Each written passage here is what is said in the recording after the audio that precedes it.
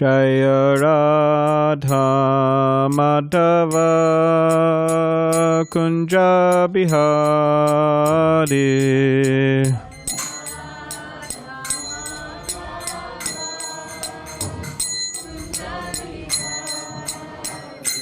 Jaya Radha Madhava Kunja Bihari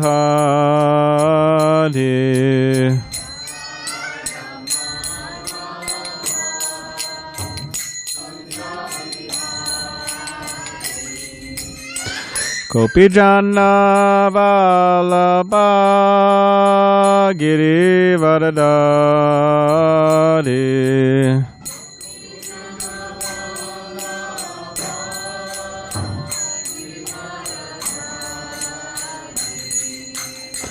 Gopijana Vallabha Girivardhari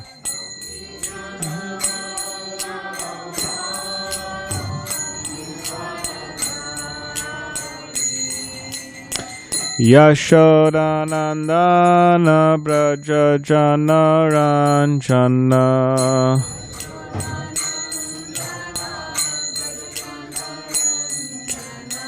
Yashodanandana Braja Janaranjana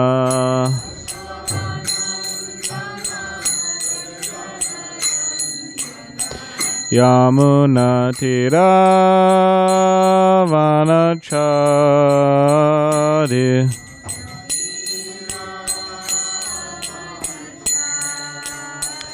Yamuna Tira Vanachari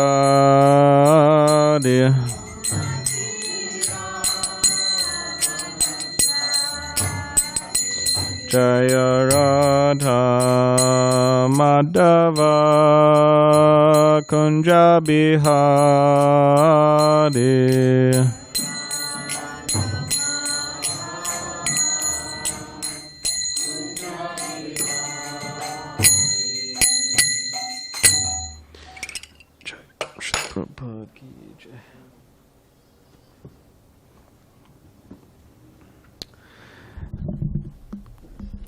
Dimitri, do you think you could move this table here, please?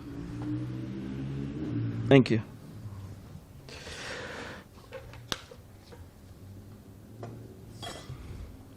Just in case I need some water.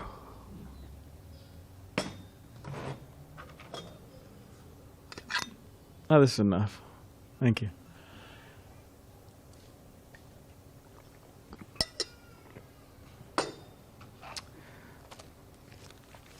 Okay, so good evening, everyone. We will be reading from, discussing.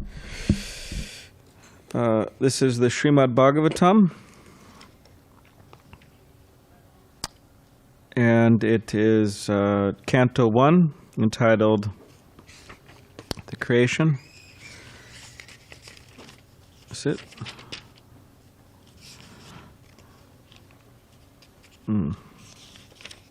Yeah, the creation. Chapter 2, Divinity and Divine Service, and text 18. So 1, 2, 18. So if everybody could please repeat after me. Om Namo Bhagavate Vasudevaya.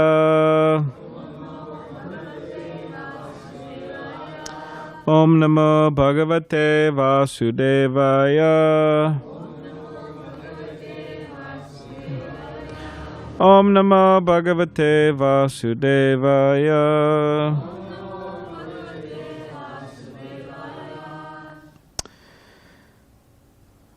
Nashtaprayeshu Bhadreshu Nityam Bhagavata Sevaya Bhagavat Uttama Shloke Bhaktir Bhavati Naishtaki. Translation and commentary by His Divine Grace, A.C. Bhaktivedanta Swami Prabhupada. By regular attendance in classes on the Bhagavatam, so this particular verse is mentioning by attending classes on the Bhagavatam on this particular book, And by rendering of service to the pure devotee, all that is troublesome to the heart is almost completely destroyed. In loving service unto the personality of Godhead, who is praised with transcendental songs, is established as an irrevocable fact. Purport. Commentary. Here is the remedy for eliminating all inauspicious things within the heart, which are considered to be obstacles in the path of self-realization. The remedy is the association of the Bhagavatas. There are two types of Bhagavatas, namely the book Bhagavat and the Devotee Bhagavata. Both the Bhagavatas are competent remedies, and both of them or either of them can be good enough to eliminate the obstacles. A Devotee Bhagavat is as good as the book Bhagavat because the Devotee Bhagavat leads his life in terms of the book Bhagavat. And the book Bhagavat is full of information about the personality of Godhead and his pure devotees, who are also Bhagavatas. Bhagavat book and person are identical.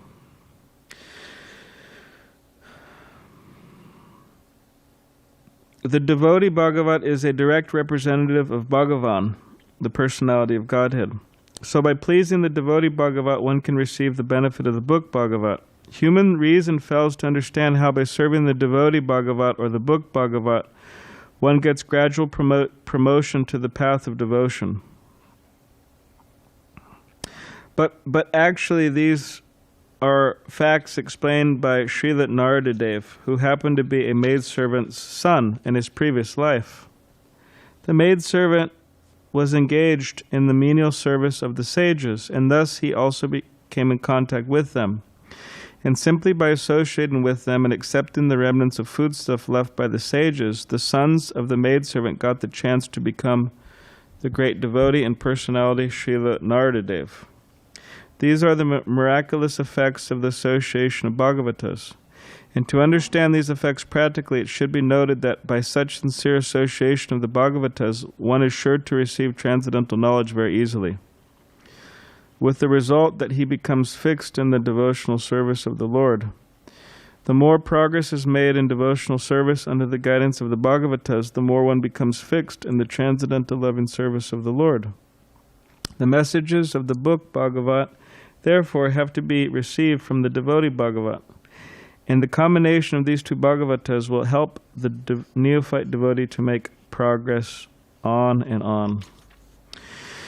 Om Jnanativedandasya Gyananjana Shalakaya Chakshulan Valitam Mena Tasmai Shri Gurave Namaha Mukam Karidavachalam Pangam Langayate Girim Yakipatamaham Vande Shri Gurun Dinitaranam Vancha Kopadribhisha Kripa Sindhu Bevacha Patitanam Pavanebhyo Vaishnavebhyo Namaha Jai Shri Krishna Chaitanya Prabhu Nityananda Shri Advaita Gadadhar Shivasari Gaura Bhaktivinoda Hare Krishna Krishna Krishna Hare Hare Hare Rama, Rama Rama, Hare.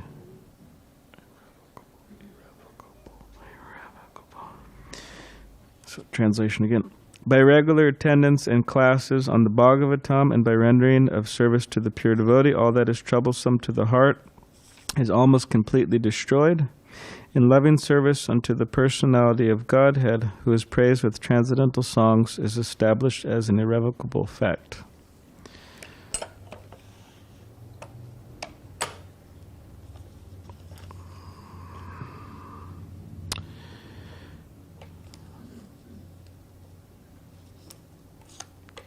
In this material world where we are now living, there's many different types of philosophies and beliefs. And we'd be surprised to know or to hear about some of the things people believe in, or their different philosophies, which we won't discuss so much tonight. But I remember my friend, he was telling me that he met this person, and my friend was talking to this man about his beliefs in terms of like personal hygiene. Of course, I think most people they kind of believe in the practice of brushing teeth and showering daily. I think most people believe in that. But anyways, this particular guy that my friend was talking to, he didn't believe in that regular bathing. And my friend was asking him, well, why don't you believe in that? And he said, well, you mean, you just, you brush your teeth and you take a bath and this, you just get dirty all over again and you have to do it again. So I said, just keep on, anyways, this was his.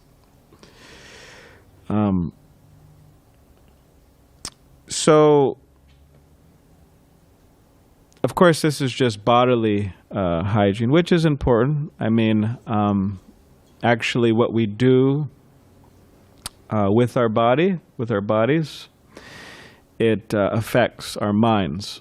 In other words, if our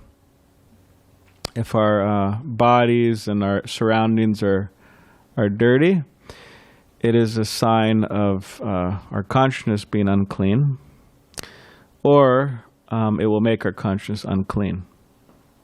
So therefore, cleanliness is next to godliness. Or as Srila Prabhupada would say, cleanliness is godliness. So yeah, there's some need for bodily hygiene. Most people will agree on that. But there's also need for spiritual hygiene. It's absolutely unacceptable, right? At least we don't want to be around those people, or at least I don't want to be around those people. Somebody who hasn't bathed for who knows how long. I'd rather not be around them. But just as the body needs to be cleansed, similarly the consciousness also needs to be cleansed regularly, as a regular function.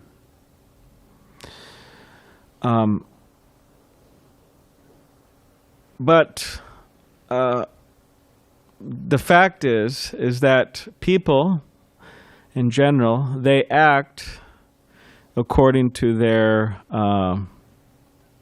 what they're convinced of, or according to their particular ideology, what they believe in.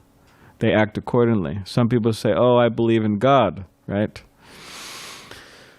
But from their actions, you may wonder, do these people actually believe in God? It doesn't look like it. Anyways, people, they act according to their particular convictions. So in other words, if someone's convinced that bathing isn't important, they're not going to do it. Or if somebody is convinced that spiritual hygiene isn't important, they're not going to engage in it. Because people act according to what they're convinced about. And they just can't help it. So therefore, it's important for humans, those souls in human bodies, to consider, what am I convinced about? And is it important? And it doesn't make sense. Because by nature, we'll actually be forced to move in a particular direction according to our convictions.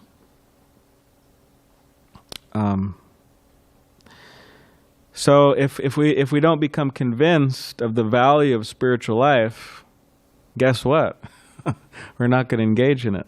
We're going to engage in material life, because that's what we're convinced of.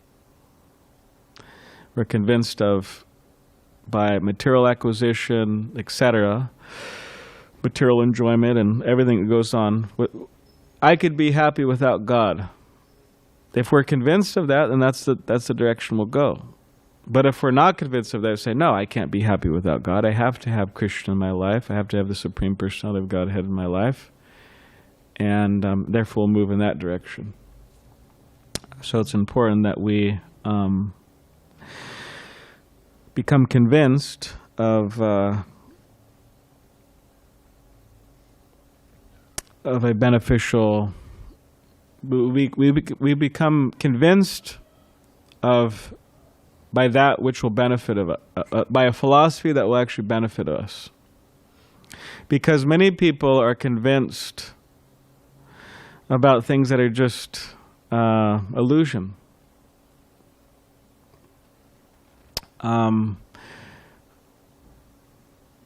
Like people are convinced, let's see. Some people are convinced that, let me just end my life, right? Suicide. Now, sorry if this is a sensitive subject for anyone in the room, but it's a bad thing to be convinced about. It's a really bad thing to be convinced about, because there's many options out there. I could say many reasons why someone shouldn't commit suicide. In other words, there's many ways, or at least there's some ways in which people become happy. Because, yeah, people, they commit suicide due to many things, but one being unhappiness, or not feeling that there's anything worth living for. But there's many things to live for. So just to be convinced about something, I mean, practically everyone in the world is convinced about something, right? If you want to get into the political world, what are the Republicans convinced about? A bunch of things that the Democrats aren't, and vice versa, right? They may agree on a few things, but mostly not. So everybody's convinced. And based on that conviction, they go down a particular path, helplessly, actually. Our attraction or our conviction will helplessly pull us in a particular direction. So, recently, I read this short story, which I will tell you.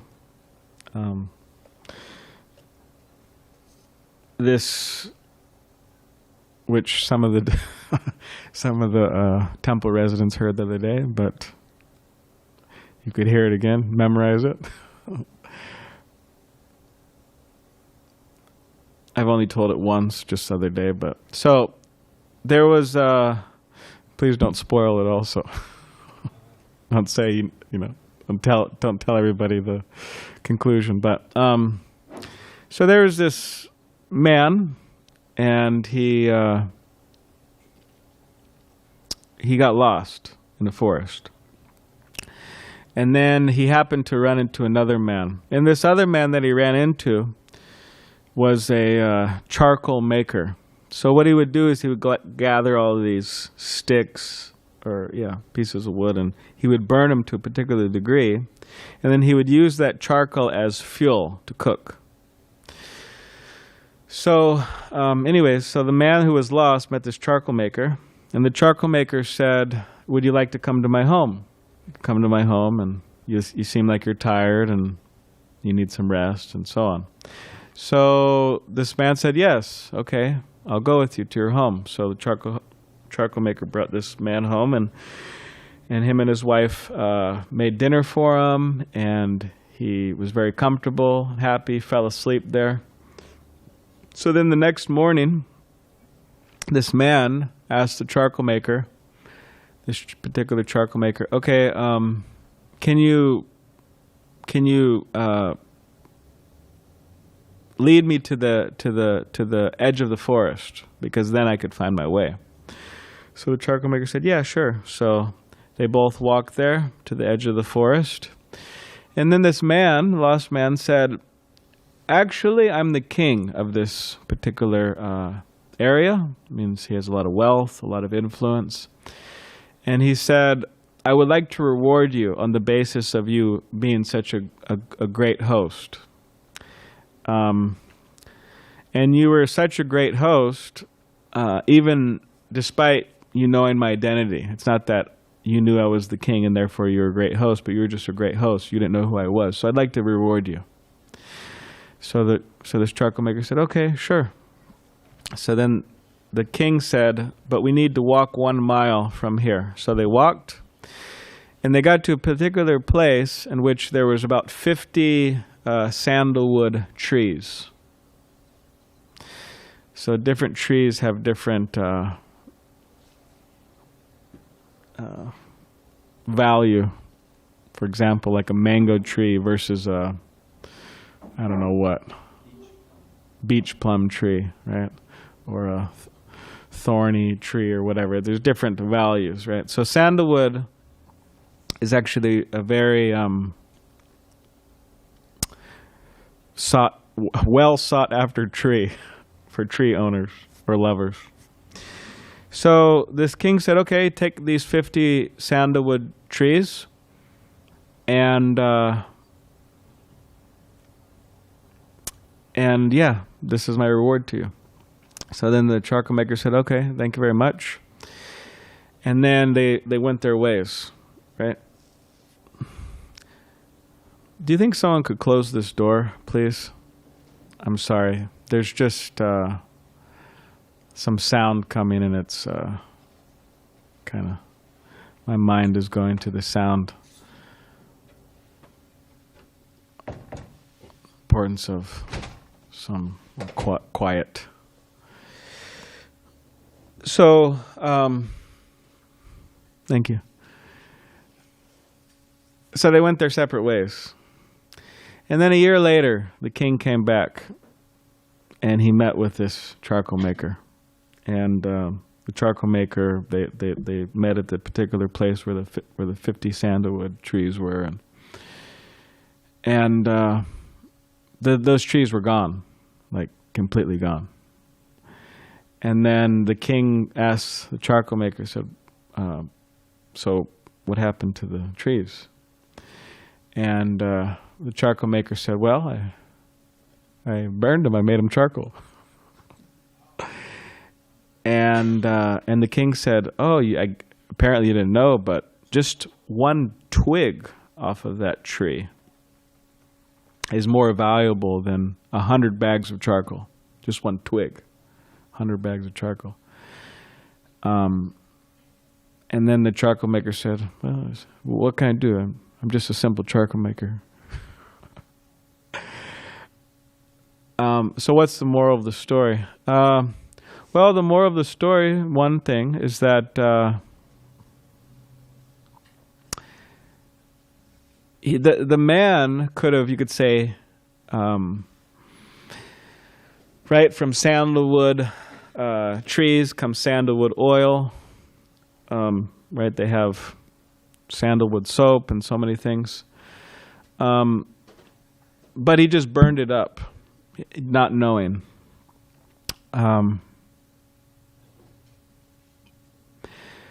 So similarly, we as humans actually have a great opportunity to become spiritually realized, to become God realized, Krishna realized.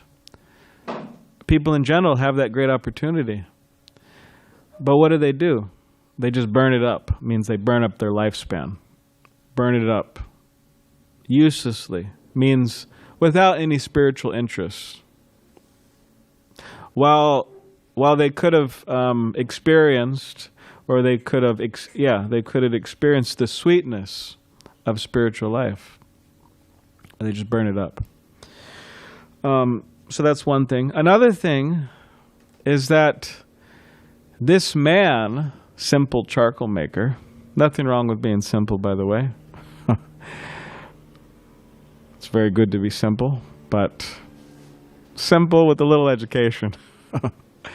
But this man, he was just acting on his conviction. Hey, I'm a charcoal maker. There's a bunch of trees here. Burn them down. Make some charcoal. Helplessly pulled down in a particular direction. So similarly, again, we are like that. Based on our attractions and convictions and so on, we'll be pulled. So therefore, what is it? What's being stated here today in this Bhagavatam verse? By regular attendance on classes of Srimad Bhagavatam, or by hearing spiritual books such as this, Bhagavad Gita, Srimad Bhagavatam, all that is troublesome within the heart is almost destroyed. And then what happens? Loving service unto the Supreme Personality of Godhead becomes established. So it's saying that the troublesome things within our hearts, selfishness and anger and greed and all these different things, those things that are causing us to suffer, can be removed by hearing of the Srimad Bhagavatam.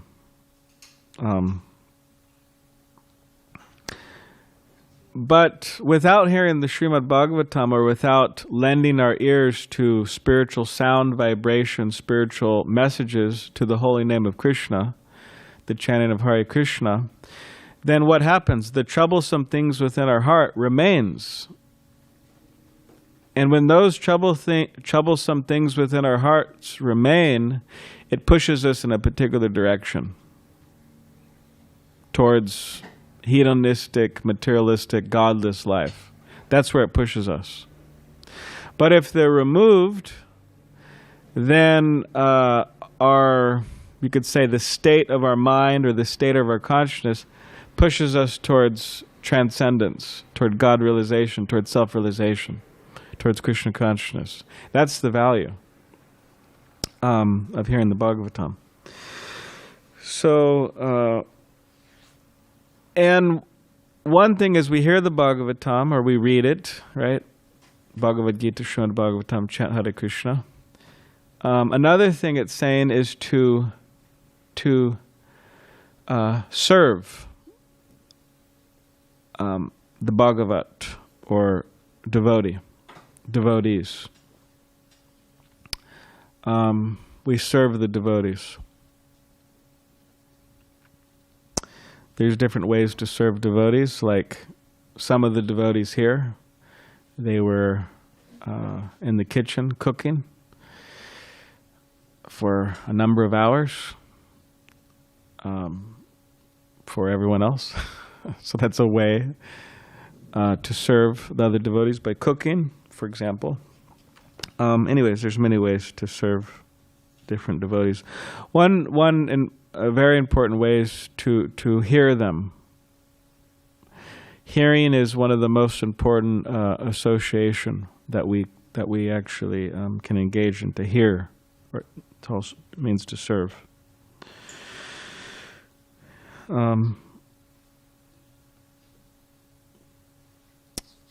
And it will, we will have a transformation.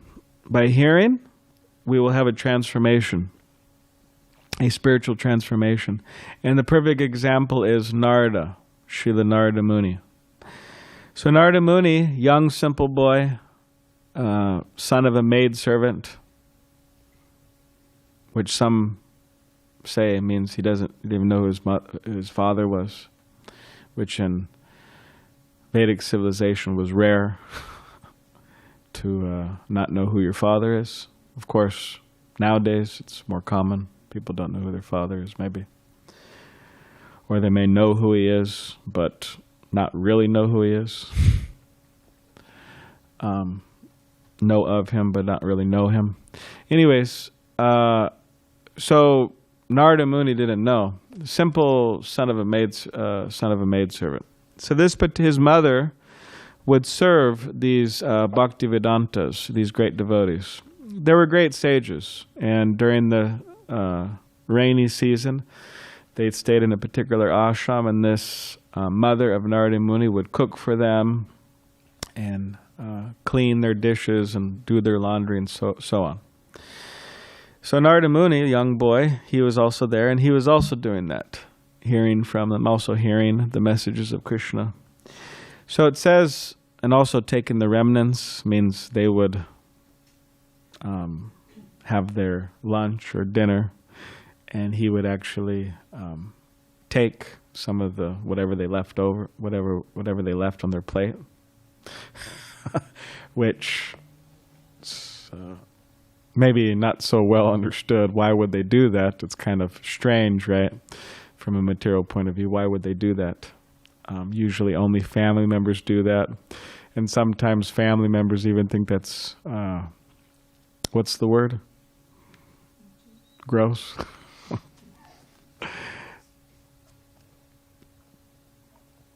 I was at an airport one time in Los Angeles, and there's a bunch of people at the airport. I'm dressed like this. I was going to somewhere, international flying, and there was a girl. She was standing behind me. So I think she asked, "Oh, are you a monk or this and that?" So we started speaking. She was very nice. She was from Croatia, and so we were talking about India and spirituality and this and that. So then I gave her one of Srila Prabhupada's books. And yeah, then we kind of went our separate ways. I think we're on the same flight, but she was sitting way back there. I was sitting somewhere else, and I didn't really talk with her after that. But I remember we were going through security and Los Angeles, and she had a bottle of water. So she's like drank the bottle of water, and not waterfall in it. And then she asked me, "Oh, you want some?" I said, No, that's okay, thank you. But I was surprised, actually. And it was actually kind of not in the height, but it was, within the last couple of years when people were very concerned about getting sick and spreading germs and this and that. But she still did that, so I was quite surprised. But I said, no, that's okay. Anyways, but a lot of people, they think, oh, that's kind of, sharing food and this and that. But the Srimad Bhagavatam, the Vedic literature, explains that when a devotee, and specifically pure devotees, means those devotees who, within their heart, there's the only thing that's in their heart is just, the only desire really is just a desire to serve Krishna. Pure devotee, when they eat some prasadam, or they take some prasadam, or they have their lunch or whatever, and if somebody takes the remnants from that, it actually has a special power, a special potency, that it infects the person in a good way, with Krishna consciousness. Just as if we were to eat off a sick person's plate, we catch the infection, we may catch an infection. So similarly, it's like that. So that's what Narada Muni was doing, one of the things, in hearing. And then he became a lover of Krishna, a lover of the Supreme Personality of Godhead. And in his next life, he became Narada Muni, which is he's this transcendental spaceman traveling all over the universe, glorifying Krishna, experiencing ecstatic love for God, ecstatic love for Krishna. And lastly, the message of the Bhagavatam has to be received by a devotee. As Damodar Sarup, or Srup Damodar Goswami says, Bhagavata Gita Pura Bhagavati Stani, that the Bhagavatam has to be received through a devotee. Means it has to be heard from a devotee, or else it may even have poisonous effects if heard from others. Same with the chanting. So we have to know who we're listening to. Are they a real devotee?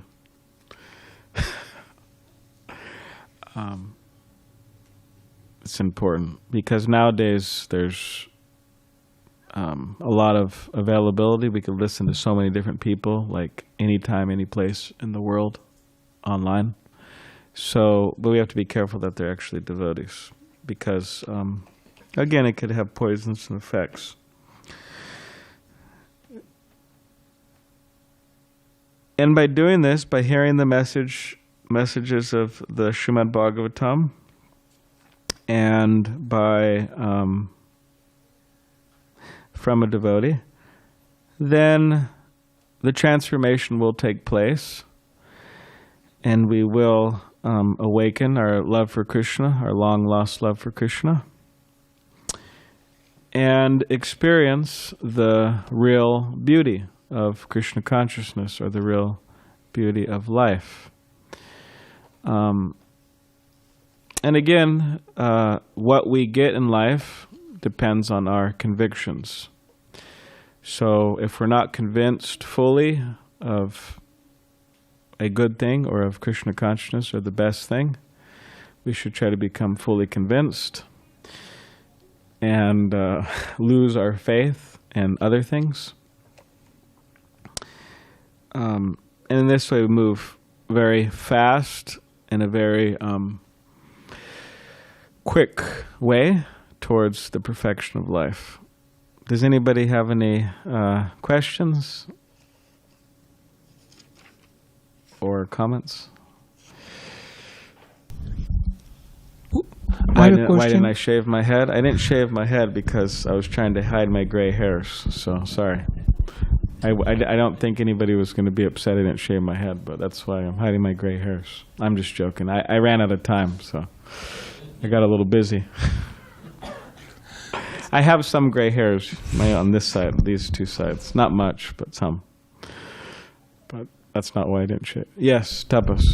So I saw a question from the online community that someone is asking, how do you know who is a brahmachari and who is a sannyasi? Who is that somebody?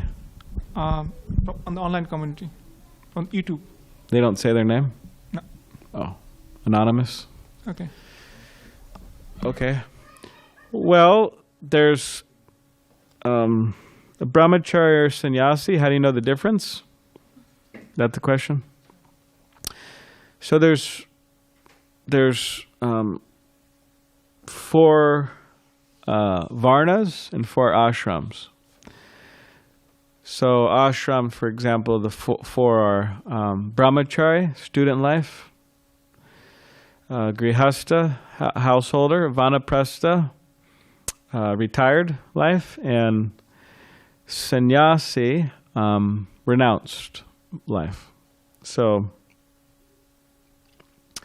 there's different markings to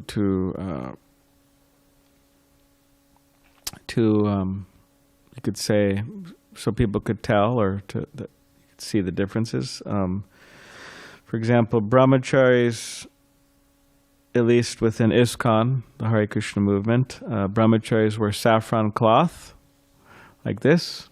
I mean, there's so many shades of saffron cloth, but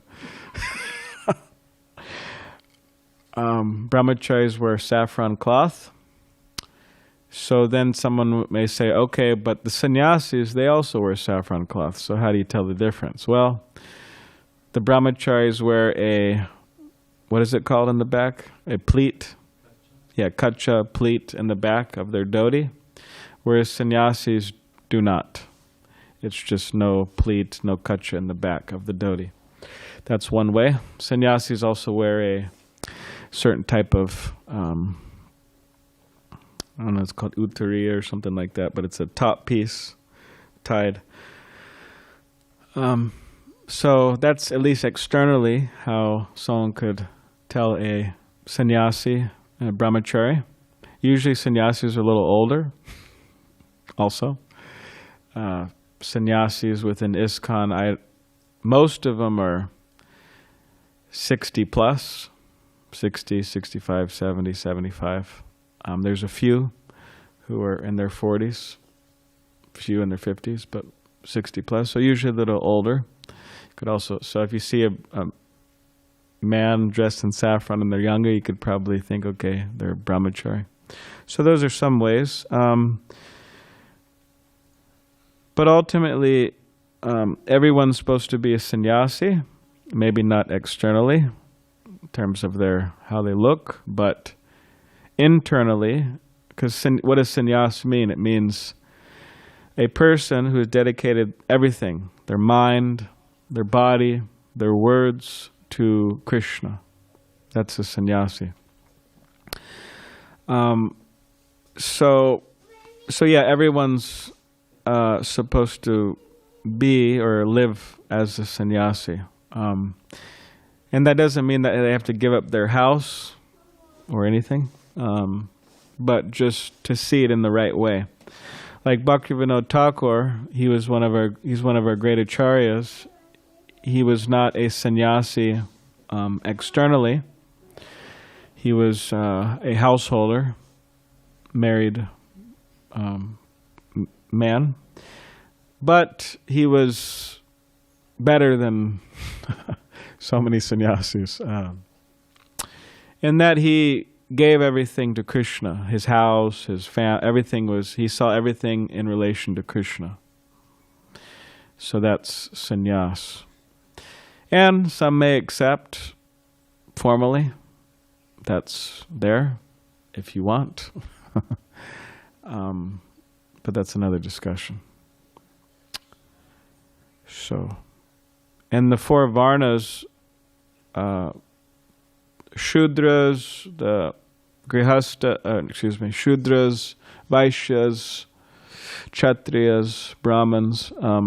So the priestly class, the Brahmins, the Kshatriya, the administrative class, the Vaishyas, business class or mercantile, also cow protection, agricultural, and the Shudras, laborers. One of the brahmacharis went to visit their family recently, and he was swimming with his father. They have a pool in the backyard, and the father asked, what is this thread that you have on your body? Because when you accept second initiation or Brahman initiation, or you get a thread. So, and you chant mantras on this thread 3 times a day. And this, they call it a Brahman thread, but they call it different things in different languages, but signifying that you're qualified or ready to study the Vedas. So the father was asking about the thread. And so the brahmachari told him that, well, yeah, I've got this second initiation, and I'm considered a Brahmin like this. And then the father said, oh, you're not Indian. You can't be a Brahmin. Interesting. So he told him, this brahmachari said, well, anyways, you need to talk to Bhaktisiddhanta Saraswati Thakur, because he thought otherwise. But sometimes people think that to be a Brahmin means you have to be born in India. But actually, Chaturvana Maya Shishtam Guna Karma Vibhagashaha. Krishna says that I created these 4 orders that we were just discussing, these different types of, you could say, work by which people engage in.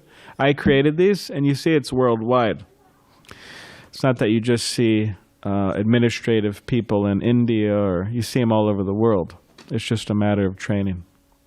So, anyways, that's Brahmachari Sannyasi. Something about that.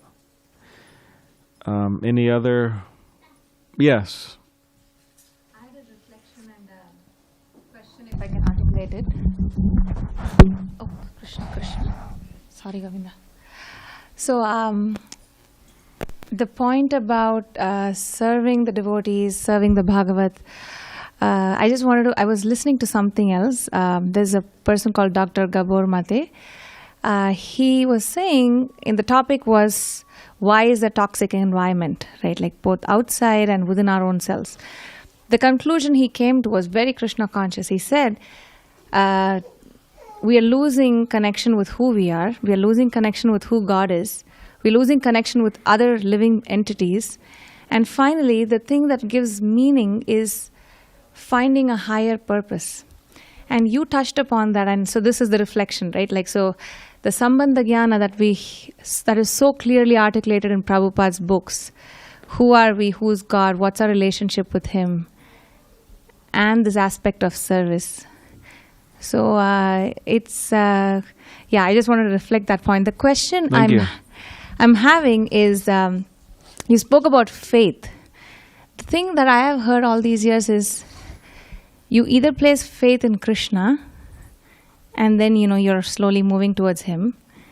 And if that isn't the case, you're facing away from him, then basically you're acting helplessly according to the material energy of the Lord. Yeah. Is that, because you were talking about, the examples that you gave, faith in the bathing and the Republican Democrat and so on and so forth. But basically it's just that one thing, right? Like Okay. there is not different kinds of faith. Is that right? All right. Thank you. Well,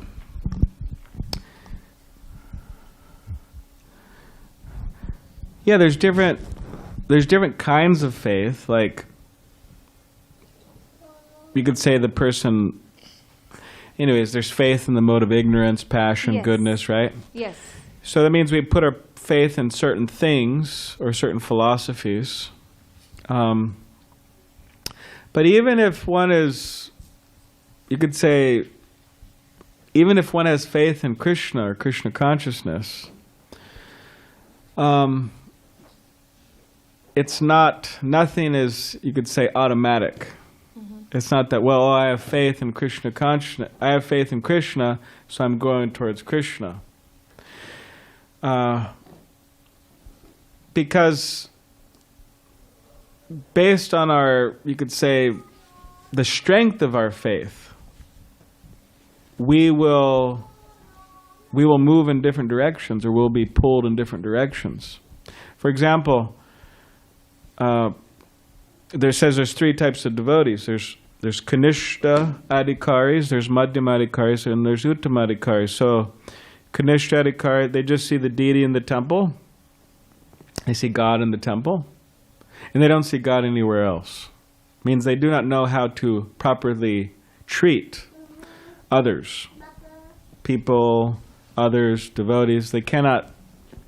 And it says that their faith is very shaky, unstable. In other words, they may give up Krishna or Krishna consciousness. Right circumstances. Perfect storm, they'll give up.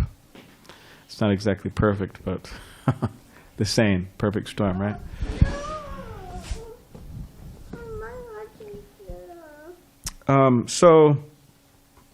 But a Madhyama Adhikari, they see Krishna in the temple, and they see Krishna other places as well. They know how to deal with people. They know how to treat people. It says that they give all of their love to Krishna. They make friendship with the devotees. They avoid the envious. And what else? And they try to educate the innocent. And their faith is strong. In the Uttama Adhikari, it says that they have very strong faith. And aside from having strong faith, who are you running from? Just joking. Aside from having strong faith, is she running from the police? Aside from having strong faith, they also are fixed, or they have knowledge. So it's important to also have knowledge, to cultivate knowledge. It's not that, okay, well, I mean, in some sense, the knowledge will automatically awaken within us, but we should also cultivate, read, hear. So depending on a particular devotee's level of faith, yes, they're moving towards Krishna. But then there might be a circumstance in which something breaks their faith, and they don't move towards Krishna.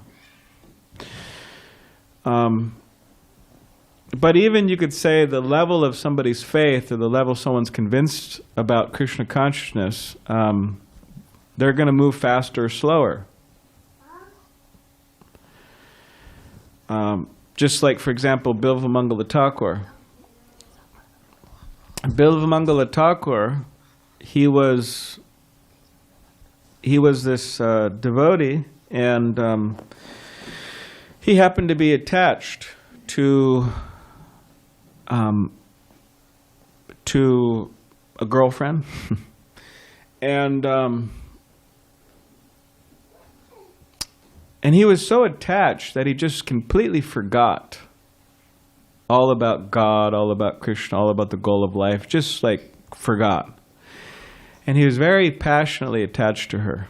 it says at his dad's funeral, which is usually like a grave thing and something you'd like to attend and, very respectful. Nobody's, right, cutting jokes and stuff like that, right? It's a very serious thing. But at his dad's funeral, he was telling the priest, hurry up, I have to go see my girlfriend, Chintamani. See how passionate he was. So, anyways, he went. It was a stormy night. It was rainy, and it said he had to cross a river. There was no boatman there because it was raining and monsoon, and so he was starting to swim across the river. That's very dangerous, actually. It's like risking your life. I mean, some people, it's very dangerous, actually. People, you get in trouble, right? You could drown. So he was risking his life swimming in this river, and then he saw something floating by. So what is that? It's a dead corpse. He latched onto the dead corpse to make his way across, which is also, I mean, who wants, latched on a dead corpse and made his way across the river, and then he was climbing up this wall. And it says that there's this huge snake. Now, of course, if you think of a little garden snake, but it was a huge snake, so he latched onto the snake and he was using it as a rope to climb across. He fell down and he was all bloody and scraped up and soaking, from the rain. And eventually, he gets to the door, knocks on the door, and then Chintamani answers.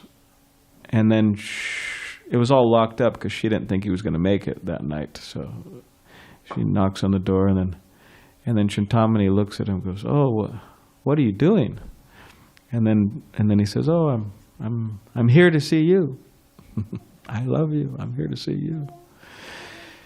And then she said, in a very sharp way, in a very pointed way, she said, if you had as much devotion as you have for me, if you had that for Krishna, you'd be a pure devotee. You'd be a pure lover of God. So then that just his mind just transformed. And then it said he went on his way to Vrindavan, to the holy place of Vrindavan in India, to perfect himself, to engage in Krishna consciousness. So he had faith. He had faith that, okay, I'm going to Vrindavan, I'm giving up my material life, I'm walking there right now. And he was heading towards Krishna. But even then, he became attracted. Again, he forgot about Krishna consciousness, became attracted to some girl walking. And he actually followed her and to her house. She happened to be married. Anyways. So the man, it's not exactly explained why the man was saying this or why exactly it happened like this, but anyways, I'm just repeating the story. But this Bilvamangala who was following this girl to the house, the man of the house said, "May I help you? I see you're following my wife. May I help you?" And Bilvamangala said, "Yes." He said, I'd like to enjoy with your wife. And then somehow or other the husband and the wife agreed to that. And Bilvamangala was in in a room in the house, and the wife walked in. And he was feeling so disgusted with himself. He said, what is wrong with me? I left Chintamani, I'm heading to Vrindavan, and still I'm forgetting Krishna, I'm forgetting Krishna consciousness. I'm falling into illusion, right? I'm forgetting Krishna. He said, I'm so just degraded. He was thinking like that. So then he said, it's a little graphic, but he said, don't try it at home, and what he's about to do, don't try at home. This isn't to be imitated, but he said, my dear lady, I see you have these nice pins in your hair. They wear those long clothespins. He said, "Can you please give me one of those?" And she said, "Okay." And Bilvamangala Thakur, he just removed his eyes. And then after that, he just kept on going to Vrindavan. And eventually he made it to Vrindavan, this holy place within India where so many great souls have lived to perfect their lives in Krishna consciousness. And then he perfected his life. He became a pure lover of Krishna. He wrote so many books that Lord Chaitanya, those of you who know him, Lord Chaitanya would read and study these books. It said that he would see Krishna. He would have visions of Krishna. So this is demonstrating many things, but one thing it's demonstrating is that even after taken to the process of Krishna consciousness, even after being convinced to a degree, still the mind, the consciousness may go off track, may deviate.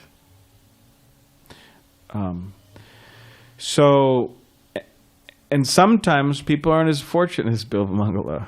He was fortunate. He deviated, but then he went back on track. So the idea is to develop as much faith as it takes to, yes, people may deviate, but to always remain fixed, or always to, go back on path. That's the idea. But we shouldn't think it's automatic. That, oh, I'm a devotee, I have faith in Krishna, right? We have faith in Krishna means we have desires, we may have desires to move towards Krishna, but there may be other desires. So those other desires may overpower our desire for Krishna. Therefore, we have to be careful that our desire to serve Krishna, to love Krishna, becomes very, very strong, and these other desires subside or quiet down.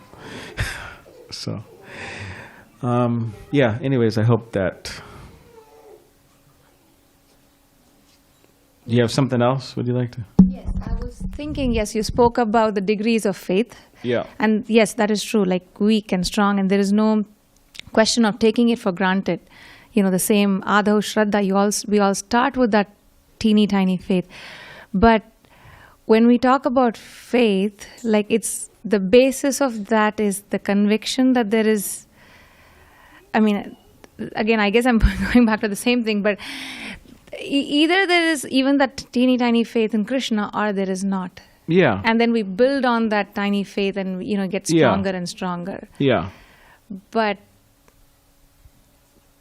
I guess I can't say that I have faith. I have faith that I don't think there is God. Can we say that is the question, I guess? That wouldn't be called as faith, right? Well... You could have faith in the atheistic church, right? Means you believe something. Like, we all have faith in the sense that, okay, we think that, we have faith that when we walk out, we have faith that when we walk outside here, somebody's not going to attack us, right? Yes, about that, yes. Or anyways, kind of. But we have faith that when we walk outside of our house in the morning, that the earth's not just going to open up and we're going to, fall in there, right? We have that faith. So it's a faith, yeah. Generally people think of the word faith in relation to, religion. But also we could have faith in other things, right?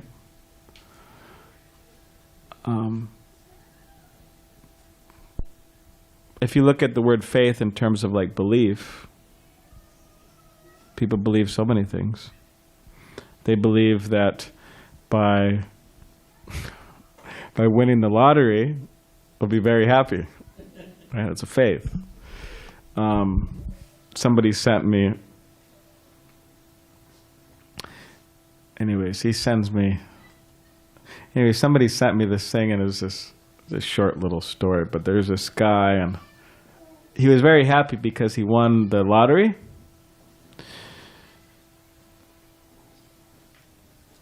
Will you be staying, or you're leaving now?